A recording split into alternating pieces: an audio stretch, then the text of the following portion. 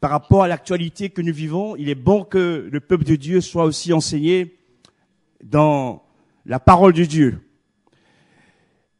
Plusieurs signes annonceront la venue et l'apparition de l'Antichrist. Et dans la Bible, au moins 3 événements doivent se produire avant sa manifestation sur la terre.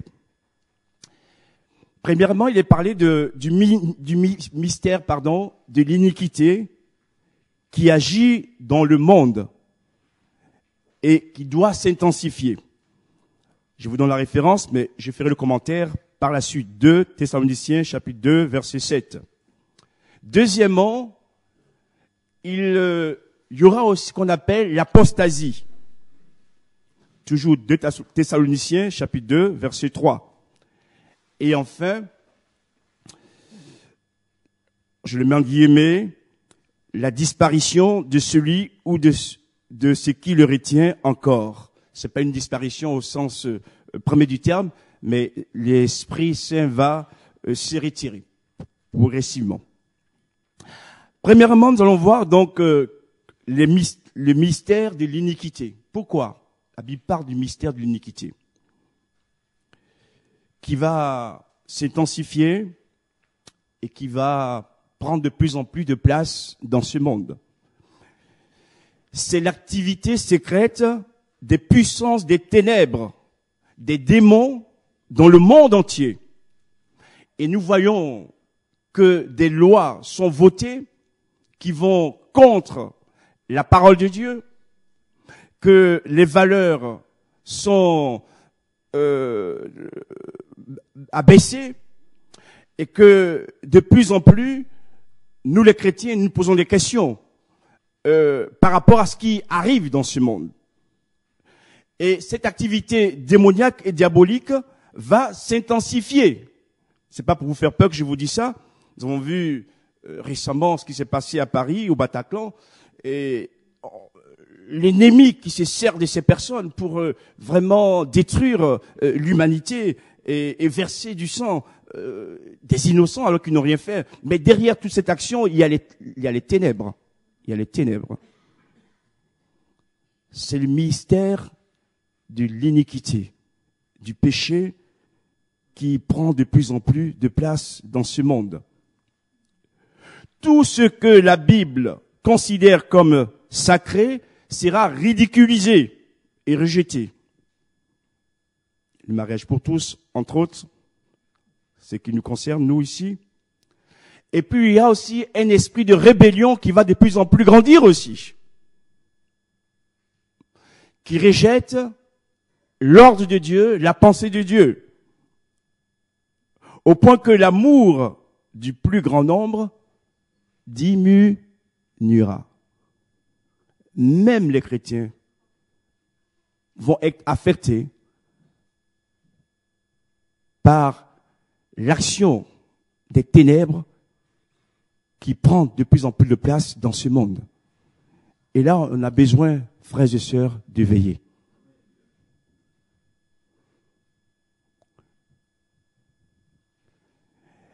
Il ne faudrait pas que, par rapport à ce qui se vit dans ce monde, que notre foi en Dieu prenne un coup. Que notre amour pour Dieu, pour nos frères et sœurs, prenne un coup. Malgré cela, nous devons vraiment nous attacher à la parole de Dieu, nous attacher au Seigneur et laisser l'Esprit de Dieu nous remplir. Et demeurer les témoins de Jésus dans ce monde. Nous sommes la lumière de ce monde. Que la lumière brille toujours.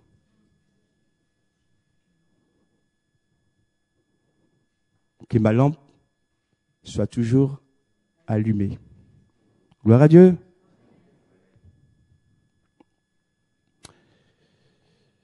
Toutefois,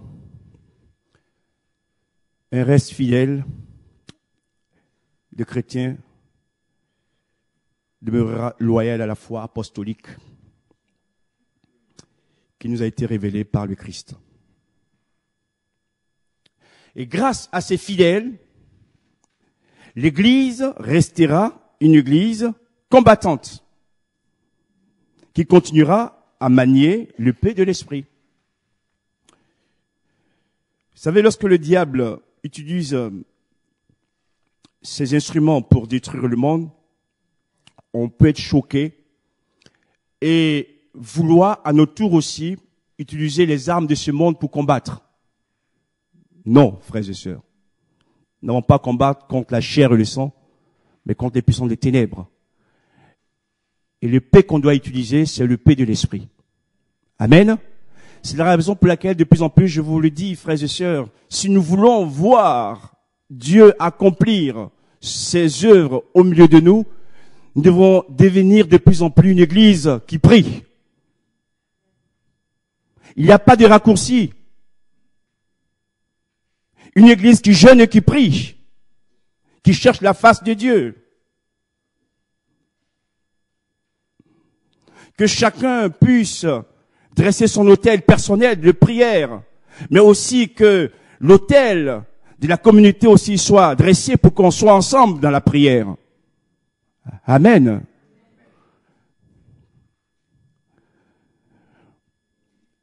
Est-ce que vous savez ce qui pourra faire mordre la poussière à Daesh? C'est pas les armes, hein,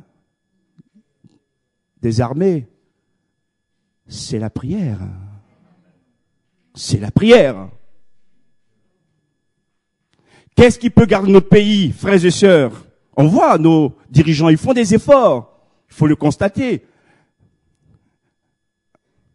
On a eu janvier 2015, on a dit, mais ça suffit. Et ce qui s'est passé dernièrement était plus violent encore. Quand il y a eu la Première Guerre mondiale, on a dit, mais c'est la dernière des dernières. Puis il y a eu une deuxième guerre. Comprenons que derrière toutes ces choses, il y a des œuvres de ténèbres. Et que c'est pas la prière, le jeûne que nous pouvons arrêter cette action diabolique.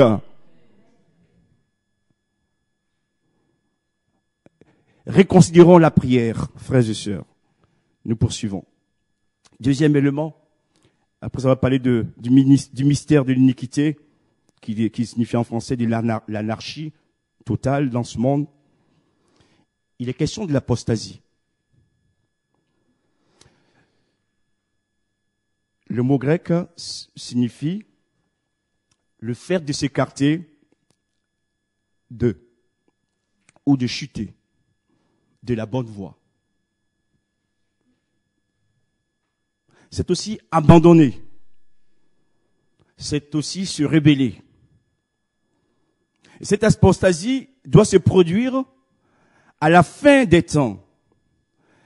Et cela concerne particulièrement les croyants. Le premier point dont j'ai parlé sur le mystère de l'iniquité, c'est le monde qui ne connaît pas Dieu, qui est instrumentalisé par l'ennemi, le diable. Mais ici, l'apostasie nous concerne. C'est des croyants qui vont s'écarter du droit chemin, qui vont abandonner la foi véritable et qui vont se rebeller au fur et à mesure contre Dieu. Et même qui vont croire servir Dieu, invoquer le nom de Dieu, alors qu'ils ne sont plus des chrétiens, qui ne sont plus dans le royaume, ni dans l'église. Vous voyez comment l'ennemi est rusé. Il va aveugler le monde concernant le mystère de l'iniquité, mais il va aussi aveugler certains chrétiens concernant aussi la foi véritable. C'est ce qu'on appelle l'apostasie. Et aujourd'hui, on voit du tout. Et c'est la raison pour laquelle nous devons prier dans mes prières, frères et sœurs. Je demande à Dieu de donner à chacun de nous le don du discernement des esprits. Discerner ce qui est bien de ce qui est mal, qui parle, qui est derrière. Parce que même les médiums utilisent la Bible. Même les voyants parlent de Jésus. Mais il faut discerner qui est derrière. Et puis tous les prédicateurs ne sont pas appelés, mandatés par Dieu.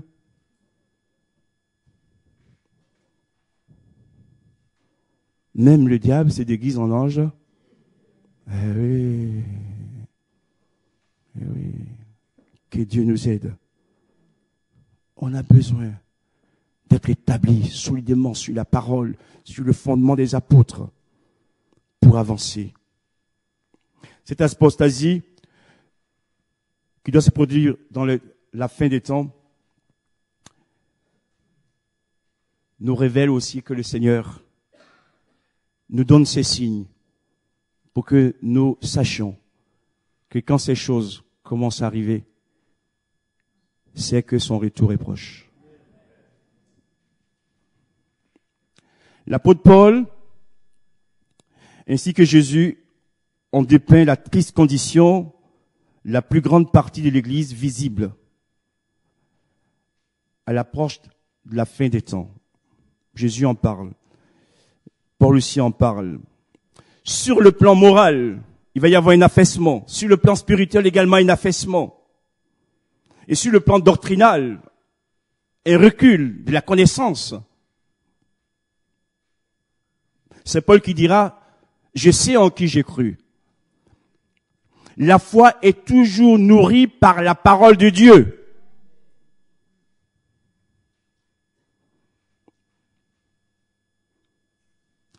Et le critère de la vérité, chers frères et sœurs, ce ne sont pas nos expériences.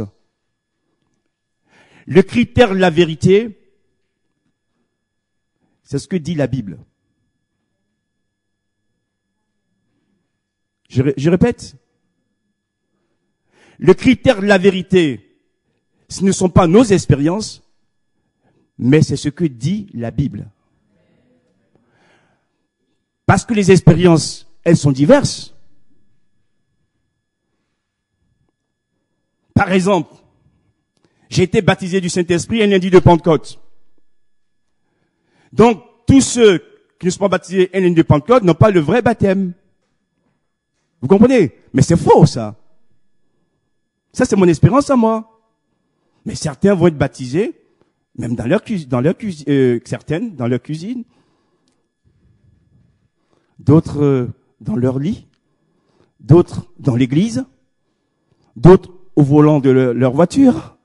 Et Dieu est grand pour agir. Voilà. Donc l'espérance, c'est pas ça qui va être le critère de la vérité, même si ça va contribuer à nous maintenir dans la foi. C'est ce que dit la Bible. Et c'est ce que Dieu dit qui nous départage. Amen. Je poursuis.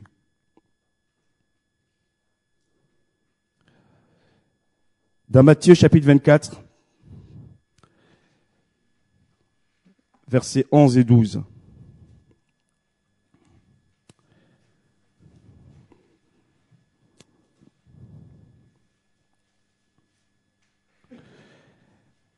À cause de l'apostasie qui s'installera dans le monde, plusieurs faux prophètes s'élèveront.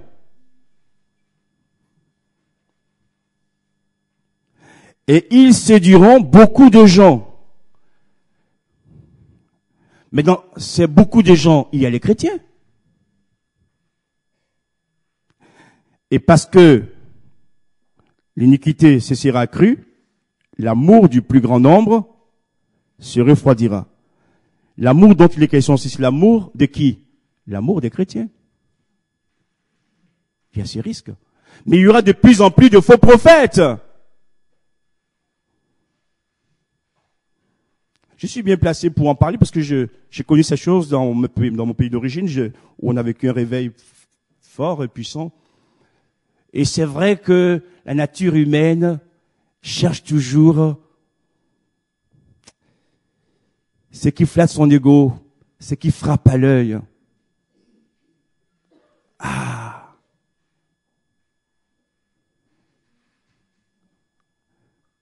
Avant que Philippe n'aille en Samarie pour prêcher l'évangile, Il y avait un magicien dans cette ville qui s'appelait Simon. Et on disait qu'il avait la grande puissance. Et quand Philippe est arrivé, ils ont fait la différence.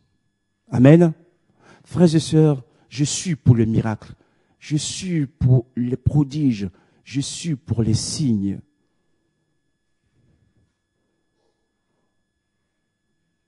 Ça fait un quart de siècle que je sers le Seigneur dans ce pays de France, ce beau pays de France. Mais j'aimerais vous dire que cherchons les véritables signes, les véritables miracles.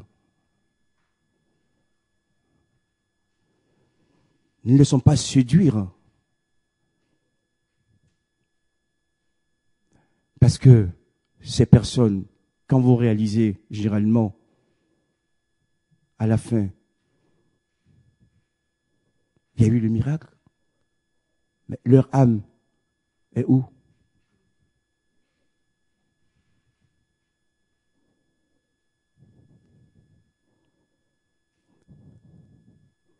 Que sert-il à un homme de gagner tout le monde s'il doit perdre son âme?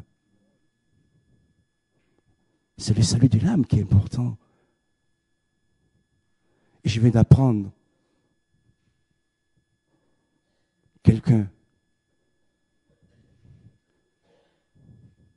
qu'on a voulu aider, conseiller, qui ne faisait qu'à sa tête. Au départ, oui, il y a eu un certain succès.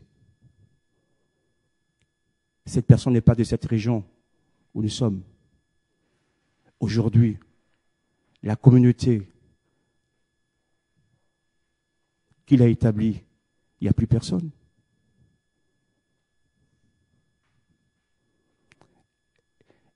Et je ne vous parle pas des conséquences sur la vie des personnes qui sont cassées, fracassées. Allez leur parler de Jésus aujourd'hui. Faisons attention. Que Dieu nous garde. Dans tous les cas, les anciens seront d'accord avec moi.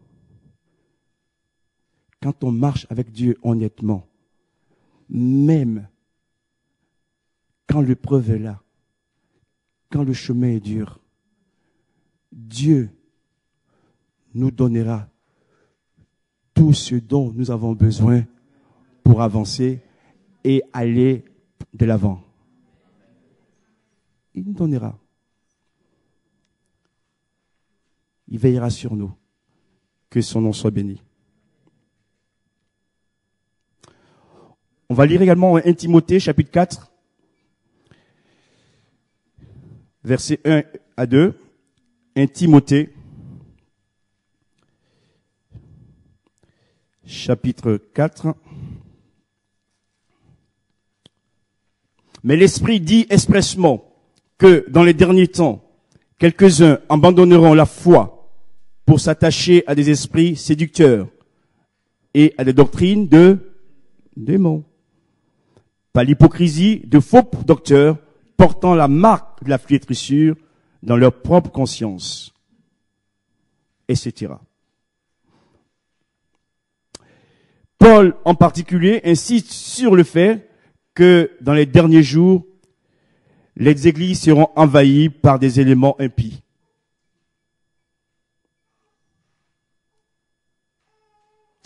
Et je dis, des fois, je me pose des questions, je dis, Seigneur, c'est ton église. Quand je parle de l'église, c'est pas l'église locale, l'église en général. Et pourtant, Dieu nous met en garde qu'il est possible qu'il y ait des impies dans l'église, des loups ravisseurs, etc. Est-ce que j'aimerais vous dire qu'il y ait des impies, qu'il y ait des loups ravisseurs? Ça existera, on ne peut pas l'empêcher. Mais que jamais je ne fasse partie de ce nombre. Amen. Que je sois plutôt attaché au Seigneur et que je lui reste fidèle jusqu'au bout. Et que je sois un élément qui construit l'Église, qui édifie l'Église, et qui travaille avec Dieu et pour Dieu.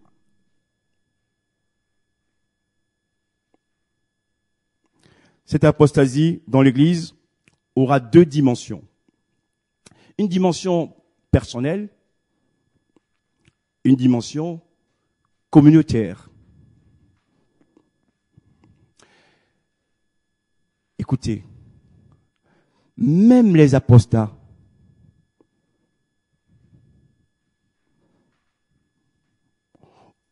auront Jésus ou parleront de Jésus. C'est étonnant quand même, hein? Mais ils vont régner ce qui en fait la force. Ils vont abandonner les exigences morales de Dieu. C'est pas parce que quelqu'un parle de Jésus, parle de Dieu qu'il est chrétien, qu'il est croyant.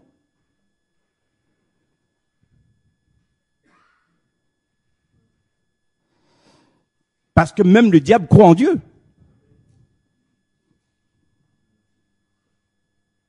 Et lui, il tremble. Donc, là aussi, soyons sur nos gardes.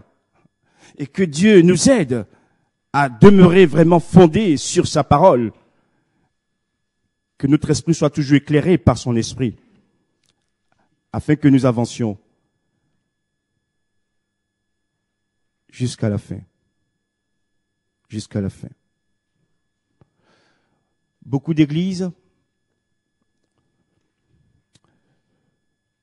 vont tolérer presque n'importe quoi. Je suis toujours dans la partie apostasie.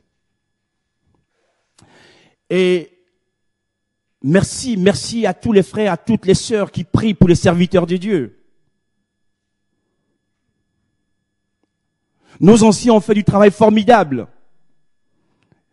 Et nous avons pris la suite.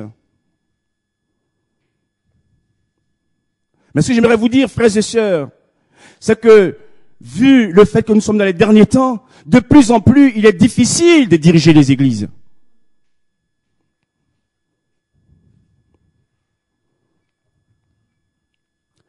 Certains nous envient, voudraient être à notre place. Je vous fais une confidence. Des fois, j'ai dit au Seigneur, la charge est trop lourde. Je voudrais m'arrêter. Et il m'a dit, non, tu n'as pas à t'arrêter, continue. Parce que les problèmes que nous vivons aujourd'hui sont nouveaux. C'est des problèmes modernes. Et je vous le dis également, il y a 15, 20 ans en arrière, les chrétiens étaient plus respectueux de la maison de Dieu et des hommes de Dieu. Aujourd'hui, c'est tout un problème.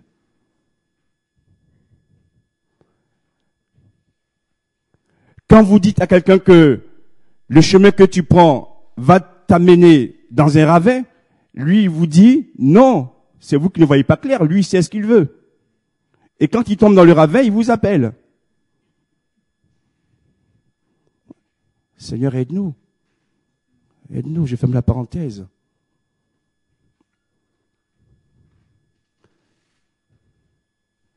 Des situations de famille compliquées. Il n'y a pas de solution simple. Il faut toute la grâce de Dieu pour pouvoir donc prendre les bonnes décisions. Ma prière également, non seulement à nous, les serviteurs de Dieu, mais je prie que Dieu nous donne de plus en plus de sagesse à tous.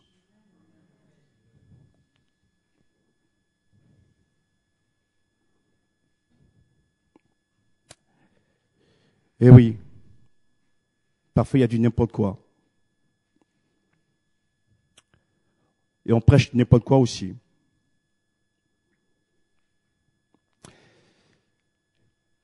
L'évangile de la croix ne plaît pas toujours.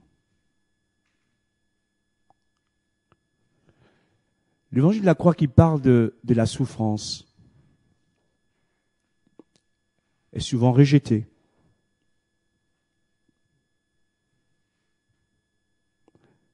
le sacrifice, la consécration. Non.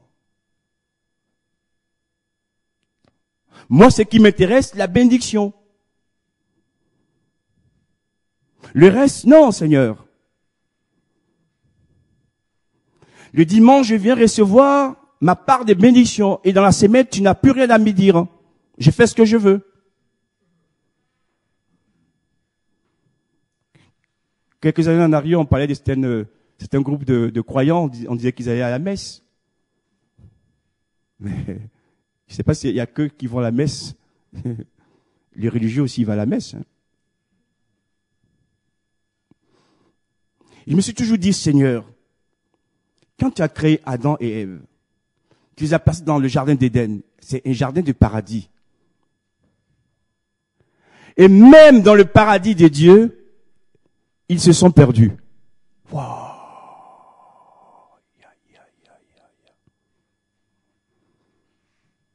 Je traduis en termes modernes. Certains, même dans la maison de Dieu, dans l'église, risquent de se perdre.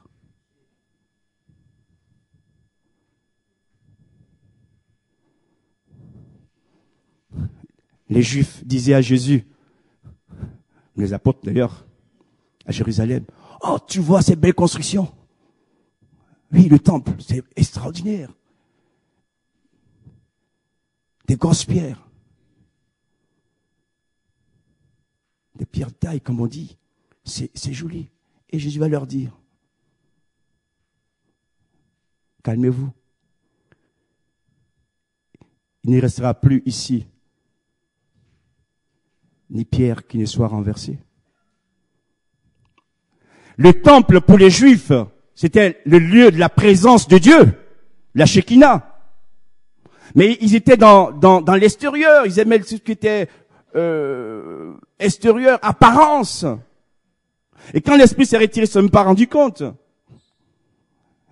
Et Dieu, pour leur montrer qu'est-ce qu'il veut, c'est pas l'extérieur, ni les apparences, mais c'est leur cœur soumis à lui. Des hommes qui aiment son nom et qui pratiquent sa parole, le temple a été détruit.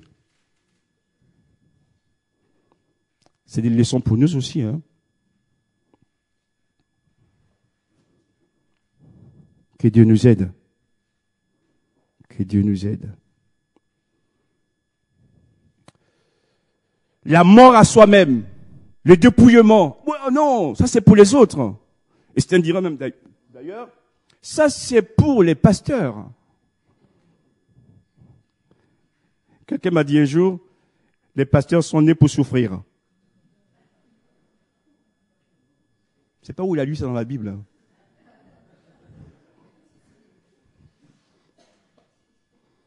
Mais comme si on ne souffrait pas assez. Oh Seigneur, fais grâce.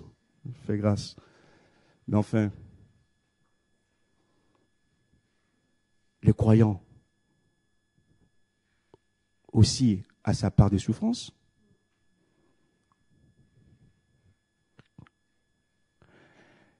Est-ce parce que vous souffrez que Dieu ne vous aime plus?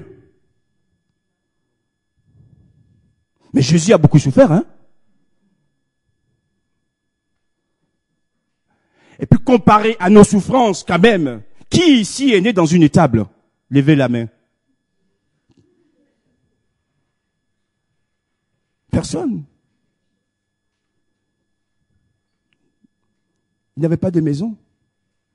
Il n'avait rien à lui.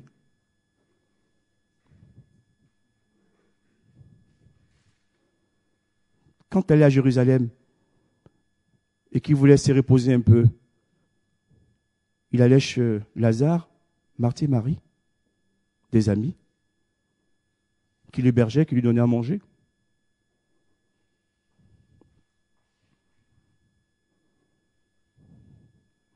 Même pour entrer à Jérusalem,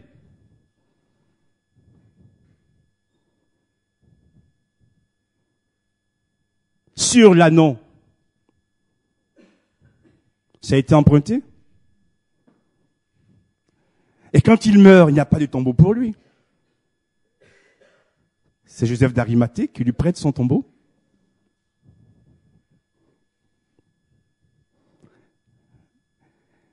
C'est la raison pour laquelle, parce qu'il a souffert, il a été tenté en toutes choses, il peut nous comprendre et nous aider.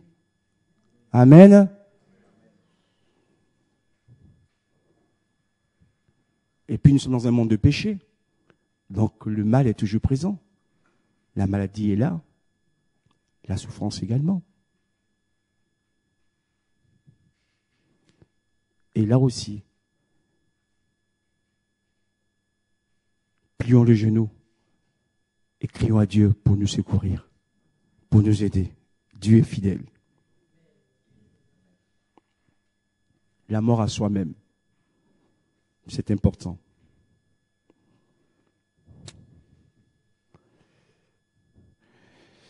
Il y a certains péchés qu'on voit qui sont grossiers. Ça nous dérange. Il y en a qui sont cachés, mais qui sont aussi graves. Par exemple, l'orgueil.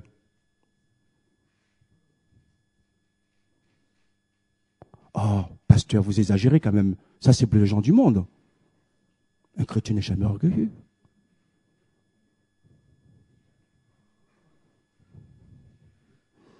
Mes frères et sœurs, je vous rappelle cette parole écrite dans la Bible. Dieu résiste à qui? Donc des fois, quand les choses ne vont pas bien, que tu as du mal à avancer ou à grandir,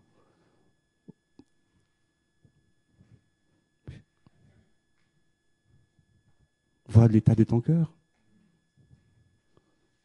C'est pas tout le diable qui nous résiste, hein? Vous avez compris?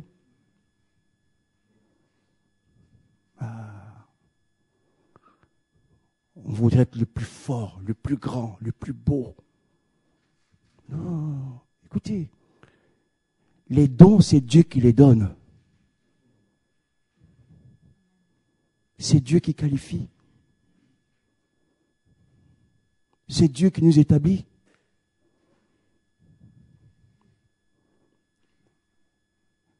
Et chacun est mesuré selon le Christ.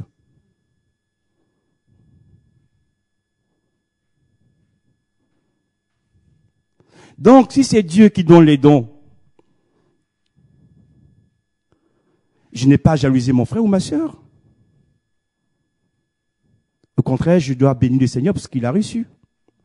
Mais heureusement qu'on n'a pas tous les mêmes dons. Ce serait terrible. Imaginez-vous un corps qui n'a qu'une tête. Ce serait un monstre. Il y a la tête, il y a les yeux, il y a le nez. Et puis il y a les organes qui sont cachés, qu'on ne voit même pas. Et qui font aussi leur travail. Dieu soit béni. Amen. Si vous m'avez compris, frères et sœurs, je voudrais dire ceci, que le réveil qu'on attend dépend de nous. Parce que Dieu est toujours réveillé.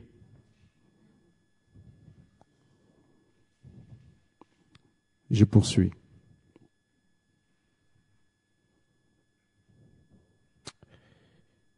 L'annonce de l'évangile véritable se fera aussi rare. Parce que là aussi, on prêche un évangile qui fait entrer tout le monde dans la bergerie.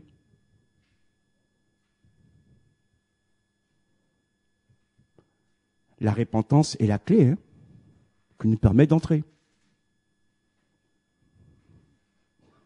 Je crois que je vous l'ai déjà dit, pour ceux qui se rappellent. Un grand théologien a dit ceci, que tous les hommes sont sauvés. Il y a ceux qui le savent et ceux qui ne le savent pas. Mais on n'évangélise plus. Puisque ceux qui ne le savent pas sont quand même sauvés.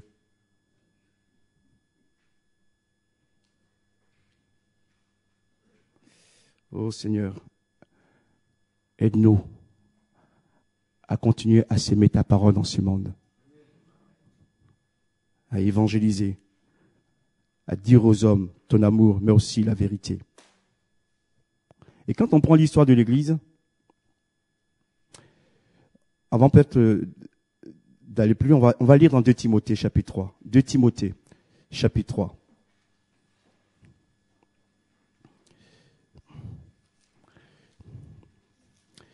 De Timothée chapitre 3, versets 1 à 5. Nous lisons. Sache que dans les derniers jours, il y aura des temps difficiles, car les hommes seront égoïstes, amis de l'argent, fanfarons, hautains, blasphémateurs, rebelles à leurs parents, ingrats, irréligieux, insensibles, déloyaux, calomniateurs, intempérants, qui manquent de maîtrise, cruels, ennemis des gens de bien, traîtres, emportés, enflés d'orgueil, aimant le plaisir plus que Dieu, ayant l'apparence de la piété, mais régnant ce qui en fait la force. Éloigne-toi de ces hommes-là. Il en est parmi eux qui s'introduisent dans les maisons et qui captivent des faibles femmes chargées de péché, agitées par des passions de toute espèce, apprenant toujours et ne pouvant jamais arriver à la connaissance de la vérité. De même que Janès et Jambres s'opposèrent à Moïse, de même ces hommes s'opposent à la vérité, étant corrompus d'entendement, réprouvés en ce qui concerne la foi. Mais ils ne feront pas de plus grands progrès, car leur folie sera manifeste pour tous, comme le fut celle de ces deux hommes. Amen. L'histoire de l'Église, ainsi que l'apostasie annoncée pour la fin des temps, constitue pour nous des avertissements.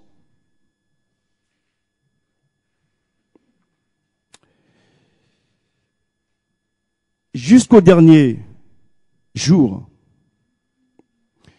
Dieu est là pour nous mettre en garde, afin de ne pas tomber dans l'erreur ni dans la séduction. Et pour conclure cette partie, j'aimerais lire avec vous dans 2 Thessaloniciens, chapitre 2, versets 1 et 4. 2 Thessaloniciens, chapitre 2.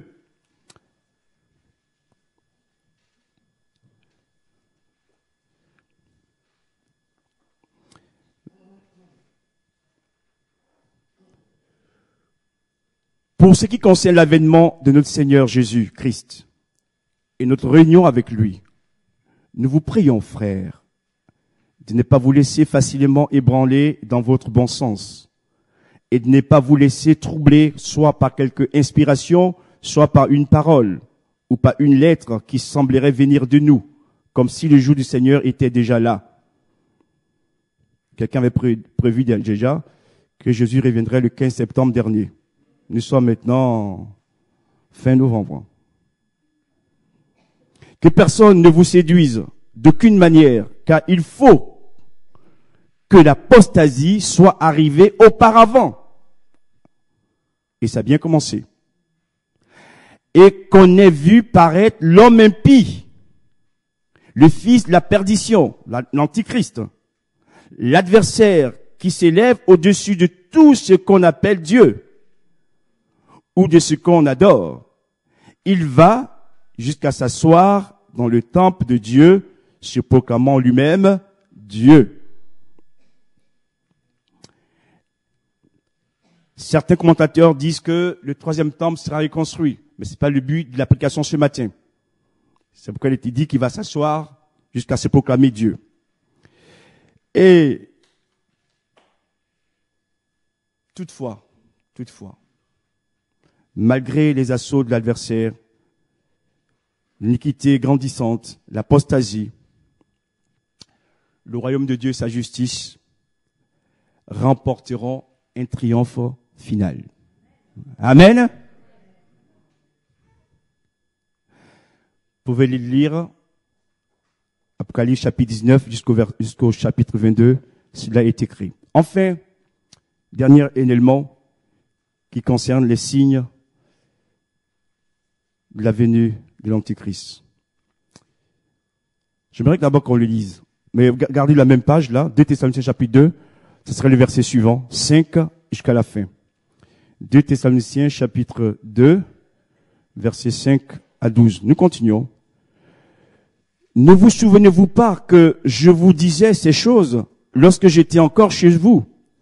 Et maintenant, vous savez ce qui le retient, ce qui retient dans l'Antichrist, afin qu'il ne paraisse qu'en son temps. Car le mystère de l'iniquité agit déjà, on y est dedans. Il faut seulement que celui qui le retient encore ait disparu. On va le mettre en guillemets, c'est pas une disparition totale, parce que Dieu emploie des mots humains pour nous parler. Et alors paraîtra l'impie, c'est-à-dire l'Antichrist, que le Seigneur Jésus détruira par le souffle de sa bouche et qu'il écrasera par l'éclat de son avènement. L'apparition de cet impie, c'est-à-dire l'Antichrist, se fera par la puissance de Satan, dont il fera des miracles lui aussi. Avec toutes sortes de miracles, des signes et des prodiges mensongers. Tout signe, tout miracle ne vient pas de Dieu forcément. Il nous faut avoir l'esprit, le don de discernement des esprits. Que Dieu nous garde la séduction. Et avec toutes les séductions de l'iniquité pour ceux qui périssent.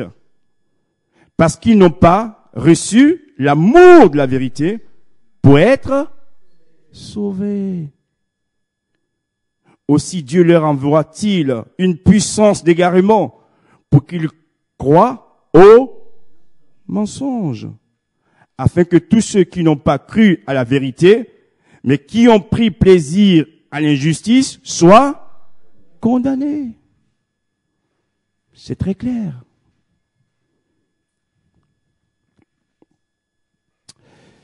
Et oui, l'homme du péché, l'homme de l'iniquité, qui va arriver bientôt. Et qu'est-ce que le retient? Alors, premièrement, certains disent que ce sont les croyants. Les croyants sont appelés le sel de la terre. Nous sommes le sel de la terre. Amen. Oui. Donc le sel donne du goût. Le sel aussi combat la décomposition des aliments, etc. Donc c'est un conservateur.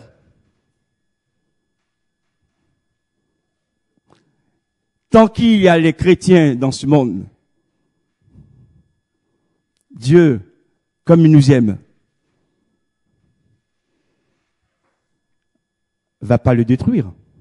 Vous avez compris? Un clin d'œil, d'ailleurs. L'Église sera un jour enlevée.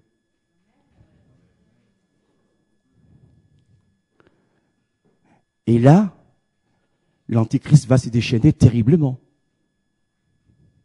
Donc Dieu nous enlève avant les grandes souffrances.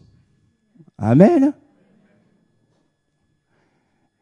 Et c'est pourquoi il est écrit dans la Bible, heureux ceux qui ont part à la première résurrection. Amen. Je vous en supplie, ne restez pas. Comme le dit Amos, prépare ton cœur à la rencontre de Dieu. Chaque jour, préparons-nous, frères et sœurs. Ce que nous voyons maintenant, qui paraît difficile, terrible, mais c'est rien en comparaison de ce qui va arriver après.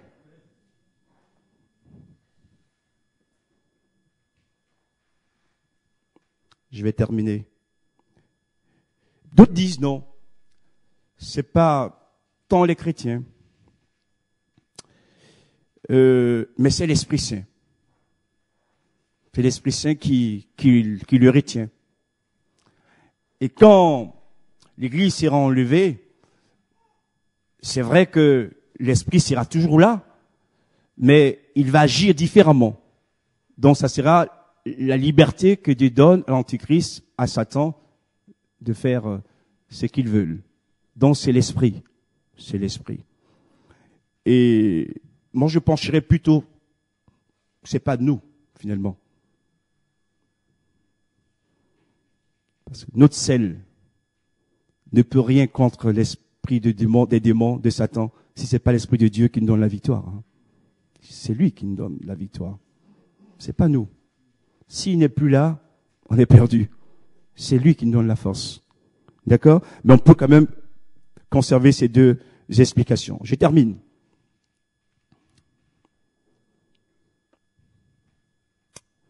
En faisant un résumé.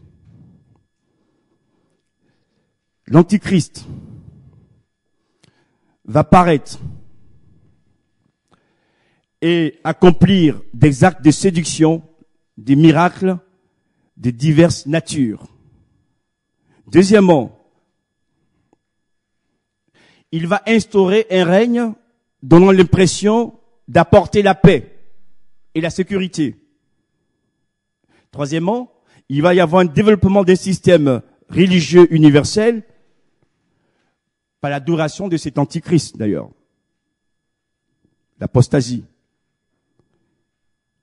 Quatrièmement, établissement d'une dictature mondiale. Et on y va, hein, pour. Hein. Vous savez, Hitler voulait dominer le monde, hein. Mais celui qui va venir, il sera pire, hein. Et lui va réussir à dominer le monde. Il va séduire, même les Juifs seront aussi séduits, dans un premier temps.